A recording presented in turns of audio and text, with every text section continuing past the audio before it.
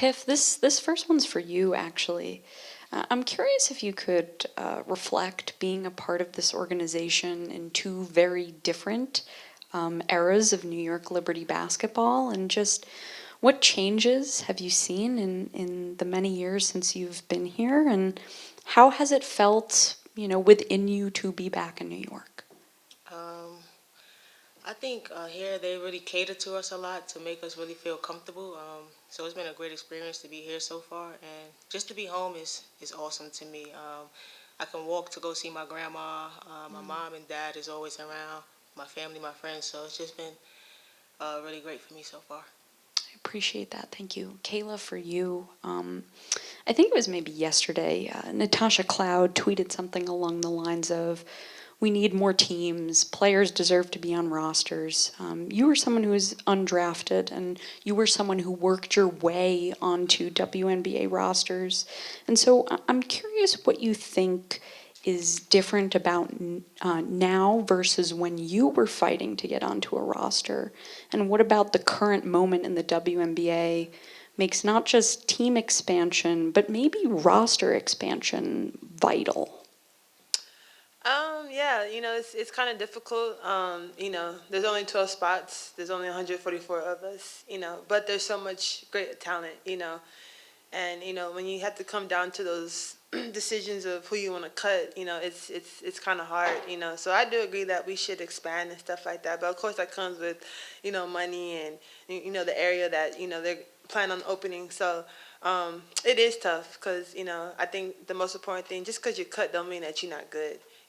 It's just maybe money wise, or maybe they already had a player that's overseas or something like that. So there's so much stuff, but my main thing is that doesn't define who you are, and I think that's important for people to know. Like you can be cut, but that's okay. You got to keep going at it. And I think for me that was the biggest thing. This was my dream and stuff like that, and I wasn't going nowhere. So. Thank you. I appreciate that. Miles? Thank you so much. Miles Grossman, WFUV Sports. Kayla, we had the chance to speak with some of the assistant coaches, and they all touched on really your energy that you've had throughout camp. Now that you're on this star-studded team, where do you see yourself adding value to such a special lineup? I just fit in what I fit in. I'm gonna bring what I bring in, and that's all I can do. I'm a player that play defense both sides. You know what I'm saying? So wherever I need to be at, that's where I'm gonna be at.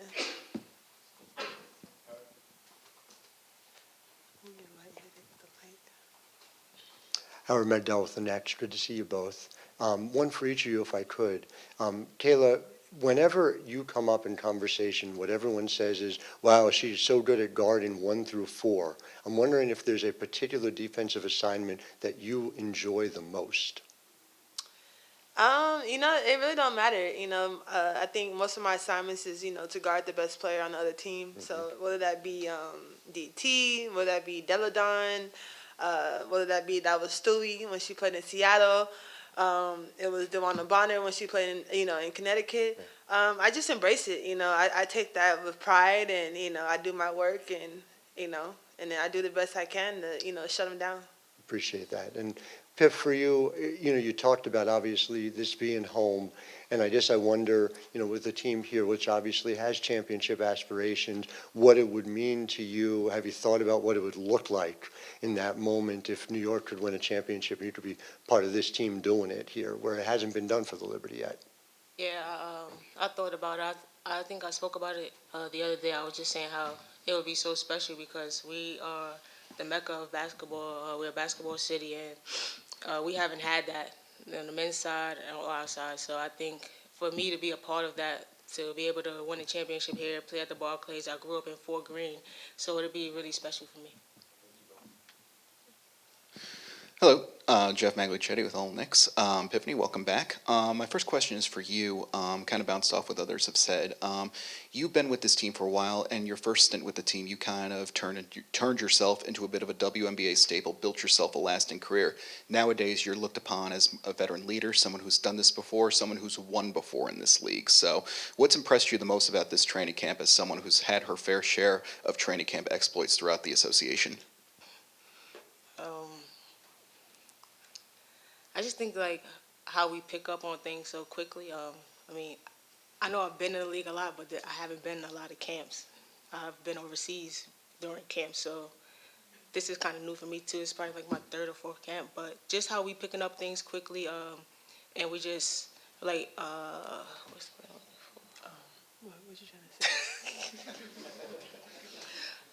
Just the energy that we're bringing every day, and like I said, we're just picking up on things quickly because we know that this is a new group, and we wanted to be able to gel quickly to be able to do what the meet our expectations that we have for ourselves. Of course, thank you for that. And Kayla, for you, as you introduce yourself to a new fan base and a new public here in New York, what's the one thing you want your new fan base to know about you as both a player and as a human being? Um, I have a lot of characteristics, but for me, I'm just a person that does the little things. I bring energy. I'm a dog. I got grit and all that. So I'm that on the court, but off the court, I'm just a outgoing, goofy girl that just likes to put smiles on people's face. You never know what somebody's going through. So, I'm big about that. Mhm. Hey, Kayla. Miles over here. It's good to talk to you again. I spoke to you about a month ago, right after you were still in Australia, and you said it really hadn't quite hit you yet with the trade and just kind of finding it all out, all while you were still on the other side of the world. So now that you're here for a week, how has everything been for you? It's been a blessing. Of course, when it happened, I was blindsided, didn't know it was coming. And after I kind of, settled down and kind of cut my phone off and process it in, like, I'm blessed to be in this opportunity, and I'm just gonna take full advantage of it. Two for Ben Pickman from The Athletic. Two for you, Piff. One, were you a Liberty fan growing up, and what was kind of your earliest memory watching them, if so? I didn't really watch the Liberty growing up. I was a Knicks fan. I always thought I was gonna go to the NBA. So, Yeah. Well, then building off of that, I mean, how have you seen interest in women's basketball generally change, if at all, in New York City since, I don't know, you were growing up to present day? I mean, it's big.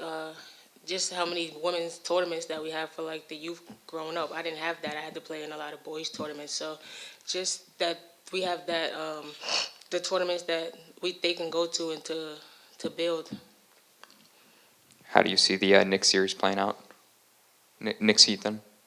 We gotta win tonight, man.